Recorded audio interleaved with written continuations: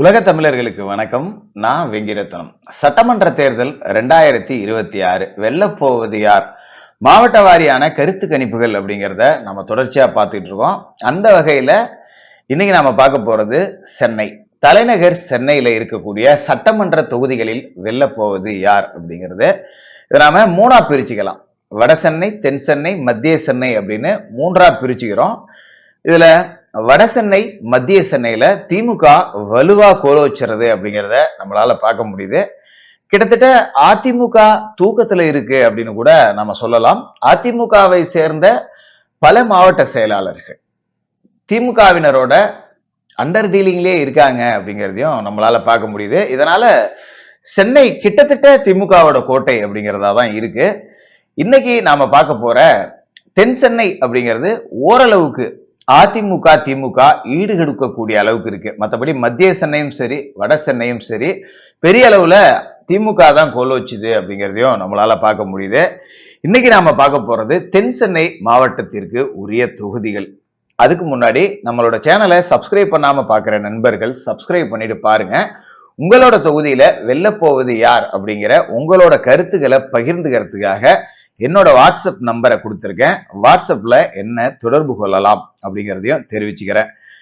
தென் சென்னை அப்படின்னு பாத்தீங்கன்னா சைதாப்பேட்டை, விருகம்பாக்கம், மயிலாப்பூர், வேளச்சேரி, டி நகர், சோழிங்கநல்லூர் இந்த தொகுதிகள் அப்படிங்கிறது தான் இன்னைக்கு நாம பார்க்க போறோம்.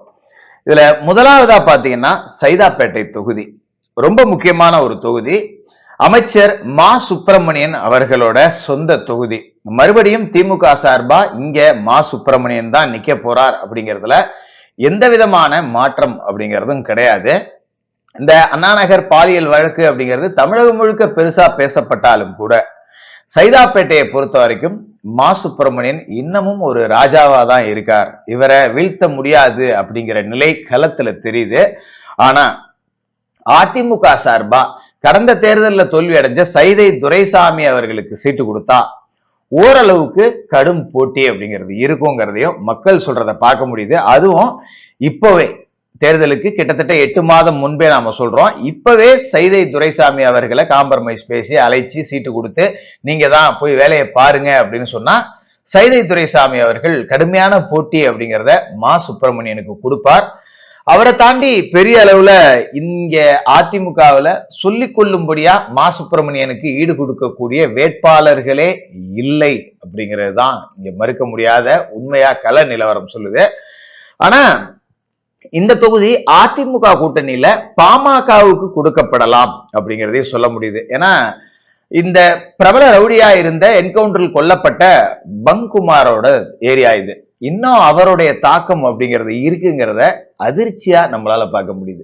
இன்னமுமா பங்குமாரோட ஆட்கள்லாம் இருக்காங்க அப்படின்னு நமக்கு ஆச்சரியத்தை கொடுக்குது. இந்த தொகுதி அப்படிங்கிறது சென்னையிலேயே வன்னியர்கள் அதிகம் வசிக்கக்கூடிய தொகுதி அப்படிங்கிறதால பாட்டாளி மக்கள் கட்சிக்கு ஒதுக்கப்படலாம் அப்படிங்கிற எதிர்பார்ப்பும் இருக்கு. எது எப்படி இருந்தாலும் இங்க மா சுப்பிரமணியன் எளிதா வெற்றி பெறுகிறார் அப்படிங்கிறது தான் கள நிலவரம் அப்படிங்கறது சொல்லுது. அடுத்ததா நம்ம பார்க்க போறது விருகம்பாக்கம் தொகுதி. இந்த தொகுதியை பத்தி நிறைய பேசணும், அவ்வளவு விஷயங்கள் அப்படிங்கிறது இருக்கு. இங்க மாவட்ட செயலாளராக இருக்கக்கூடிய விருகை VN ரவி அவர்கள் அதிமுக சார்பா சீட்டு கேட்பாரு. இதுக்கு பின்னாடி ஒரு பெரிய கதை இருக்கு, பேசுவோம். பிஜேபி கூட்டணியில தமிழிசை சவுந்தரராஜன் அவர்கள் இந்த தொகுதியை கேட்கிறார். கிட்டத்தட்ட இந்த தொகுதி அப்படிங்கிறது தமிழிசை சவுந்தரராஜன் அவர்களுக்கு ஒதுக்கப்படும் அப்படிங்கிறது தான் நம்மளால பார்க்க முடியுது. சீட்டு தமிழிசை அவர்களுக்கு தான் கொடுப்பாங்க, ரவிக்கெல்லாம் கொடுக்க மாட்டாங்க, ரவி நின்னாலும் வெல்ல முடியாது அப்படிங்கிற மாதிரிதான் களத்துல பேச்சு அப்படிங்கிறது இருக்கு. அதுக்கு முக்கியமான காரணம் என்ன அப்படின்னு பாத்தீங்கன்னா இந்த விருகம்பாக்கம் தொகுதியை பொறுத்த வரைக்கும் செல்வாக்கு மிக்க வட்ட செயலாளர்கள் கவுன்சிலர்களை எல்லாமே விருகை VN ரவி ஓரம் கட்டி வச்சிருக்கார் அப்படிங்கிறத நம்மளால பார்க்க முடியுது. இதுல நிறைய பேர் இருக்காங்க. அதாவது விருகை ரவி அவர்களை பத்தி நாம விசாரிக்கும் போது களம் என்ன சொல்லுது அப்படின்னா விருகை VN ரவி அவர்கள் கூட சீனியர்கள்னு யாருமே இல்ல, அவரோட சீனியர்களை எல்லாத்தையுமே அவரு ஓரம் கட்டிட்டாரு. அவர் கூட இருக்கிற ஆட்கள் எல்லாம் பாத்தீங்கன்னா சின்ன சின்ன பசங்க தான் இருக்காங்க. அதுவும் பாத்தீங்கன்னா 25க்கு கீழே யாரும் இல்ல, அடுத்த தலைமுறையை வளர்க்கவே இல்லை. இவரோட ஆமாஞ்சாமி போடுறவங்க மட்டும்தான் கட்சியில இருக்காங்க. முக்கியமான மக்கள் செல்வாக்கு வச்சிருந்த கவுன்சிலர்கள் எல்லாம் இவரு சீட்டு கொடுக்காம ஓரம் கட்டிட்டார் அப்படிங்கிற ஒரு அதிருப்தி அப்படிங்கிறது அதிமுகவினருக்குள்ளே இருக்கு. இது உதாரணமா சில நபர்களையும் சொல்றாங்க, களத்துல அது எல்லாமே நடந்தும் இருக்கு. குறிப்பா விருகம்பாக்கத்தை சேர்ந்த ஸ்டார் குணசேகரன் அப்படிங்கிற ஒரு முன்னாள் அதிமுக கவுன்சிலர். இந்த ஸ்டார் குணசேகரன் உண்மையிலேயே அந்த பகுதியில ஒரு மக்கள் செல்வாக்கு உள்ள ஒரு நபரா இருக்காரு.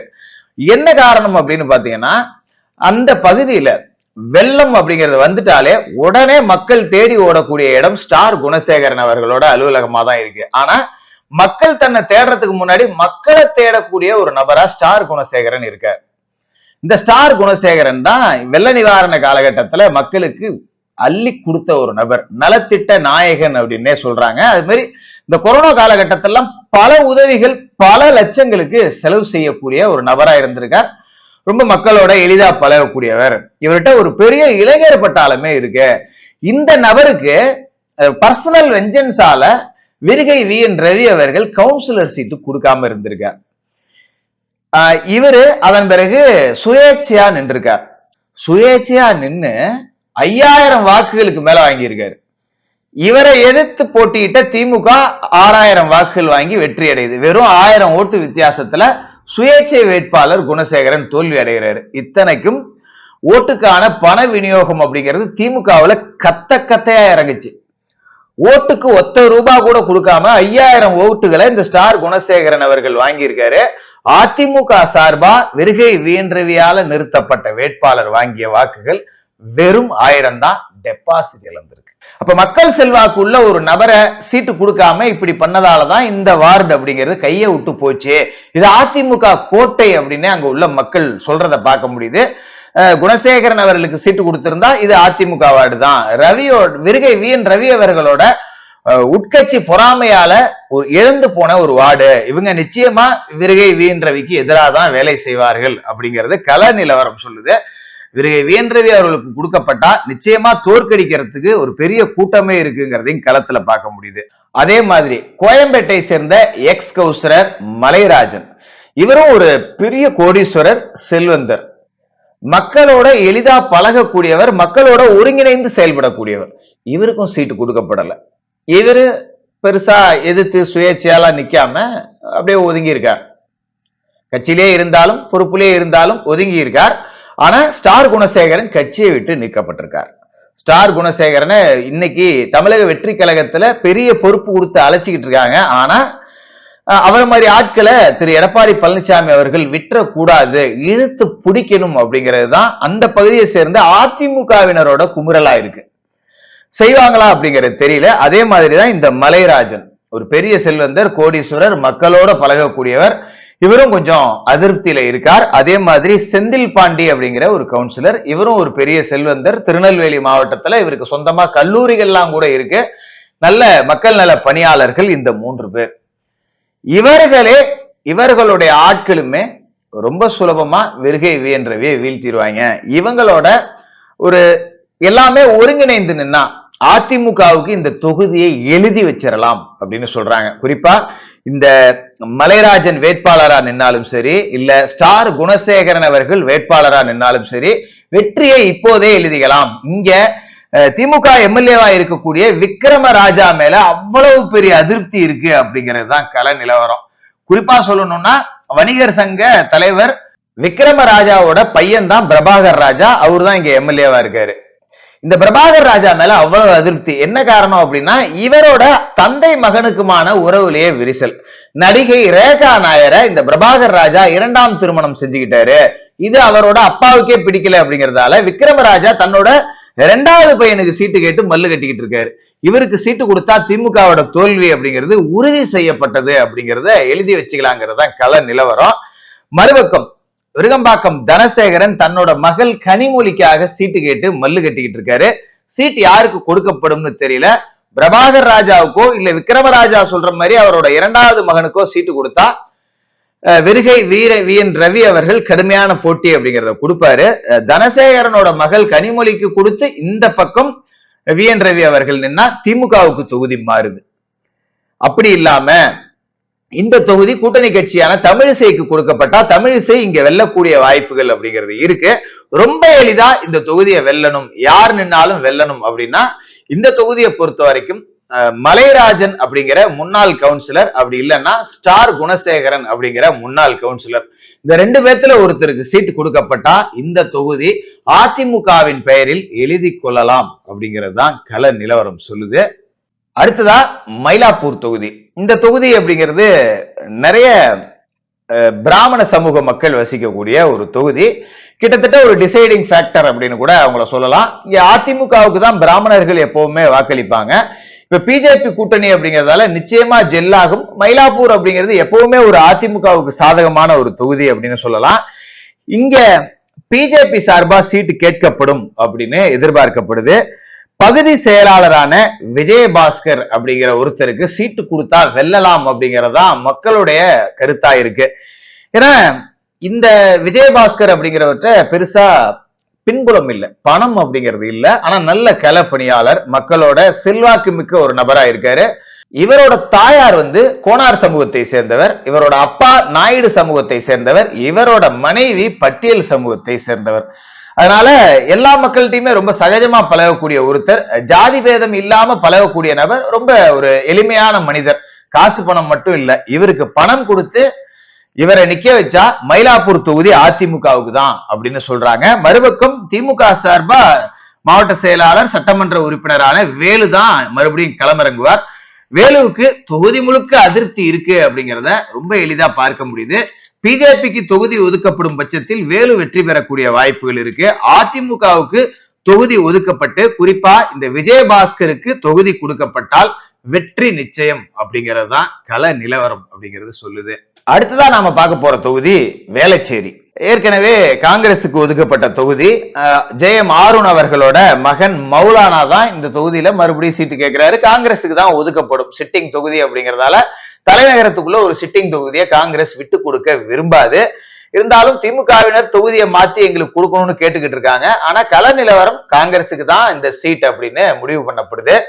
மறுபக்கம் அதிமுக கூட்டணியில எஸ்ஜி சூர்யா பிஜேபி எனக்கு தான் இந்த தொகுதி அப்படின்னு சொல்லிட்டு களத்துல வேலை பார்க்கவே ஆரம்பிச்சிட்டார்.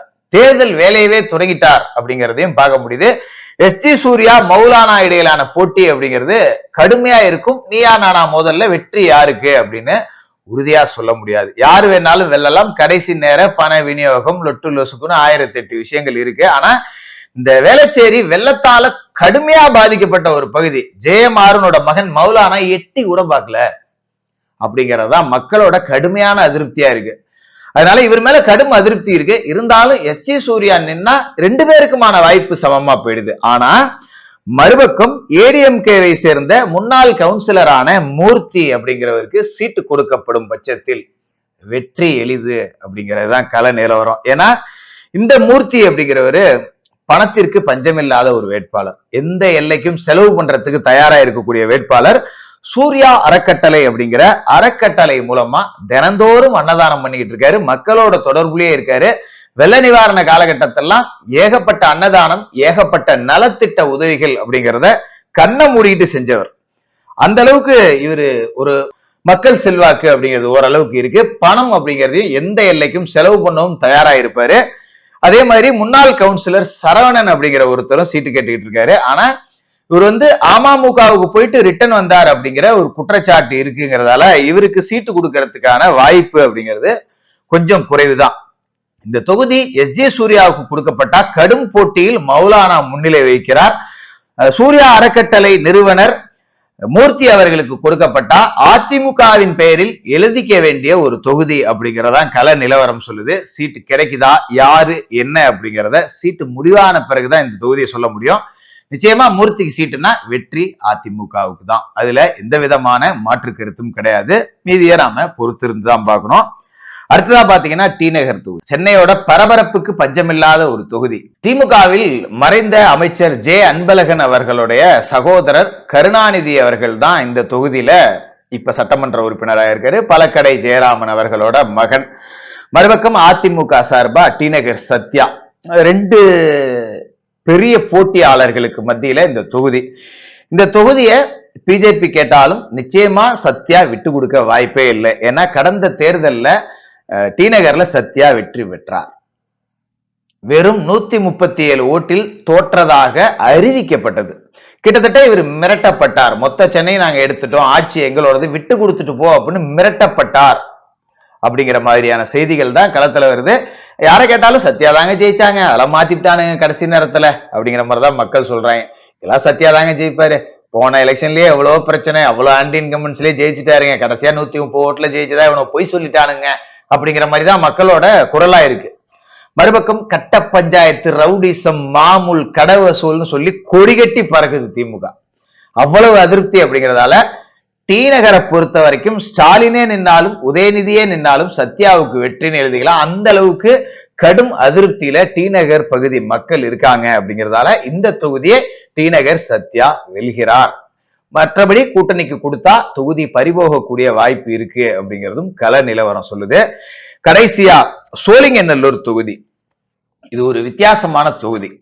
ரமேஷ் அரவிந்த் அப்படிங்கிற திமுக எம்எல்ஏ, நாம இதுவரைக்கும் சர்வேக்கு போன இடங்கள்ல திமுக எம்எல்ஏ ஒருவருக்கு மக்களிடத்தில் நல்ல பெயர் இருக்கு அப்படின்னா இந்த சோழிங்கநல்லூர் தொகுதி எம்எல்ஏ ரமேஷ் அரவிந்த் சொல்லலாம்.